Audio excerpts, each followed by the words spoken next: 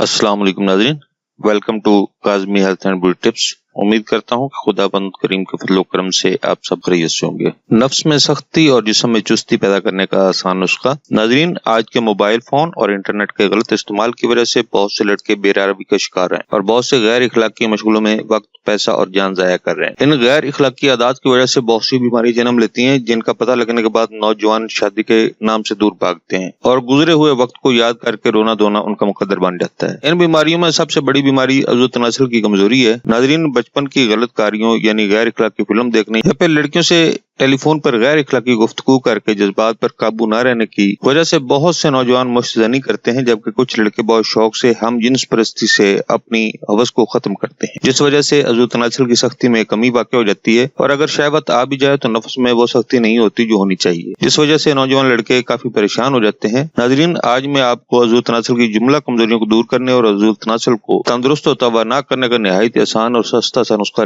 बताने जा रहा हूँ। नाज़रीन, ये एक आजमुदा नुस्खा है जिसके मुसलसल एक हफ्ता के इस्तेमाल से नफस लोहे के राड जैसा सख्त हो जाता है और अज़ू की कमजोर रगों को एक बार फिर से नई ताकत देता है और मर्द को शादी के काबिल बनाता है। नुस्खा नोट फरमा लें। लौंग हस्बे जरूरत, सेब 2 अदद। नाज़रीन, आपने सेब का जूस निकाल कर इसमें इतने लौंग डाल दें जो आसानी से उस जूस में डूब जाएं। इनको 4 से 6 दिन के लिए फ्रिज में रख दें। उसके बाद लौंग निकाल कर छांव में खुश्क कर लें। धूप में खुश्क नहीं करने, छांव में आपने खुश्क करने। अब जब छांव में खुश्क कर लें उसके बाद उसका पाउडर बना लें, बिल्कुल बारीक पीस कर पाउडर बना लें। तरकीब इस्तेमाल आपने करने सुबह शाम पानी या दूध के साथ आधा चाय का चम्मच खाना खाने के 2 घंटे बाद इस्तेमाल करना है। इंशाल्लाह मुसलसल 1 हफ्ते के इस्तेमाल से नफ्स में सख्ती पैदा होगी और बदन में चुस्ती पैदा होगी। नाज़रीन, ये था हमारा आज का नुस्खा। अगर आपको हमारी काविशें, हमारे नुस्खा ज्यादा अच्छे लग रहे हैं तो बराए मेहरबानी हमारी यूट्यूब को ज्यादा शेयर करें और हमारे चैनल को सब्सक्राइब करें और बेल आइकॉन पर क्लिक करें। अगले नुस्खा तक इजाजत दें। अल्लाह हम सबकी जायज़ पूरी करे और अल्लाह हमको हर गम, दुख, तकलीफ और बीमारी से महफूज रखे। आमीन सुम्मा आमीन।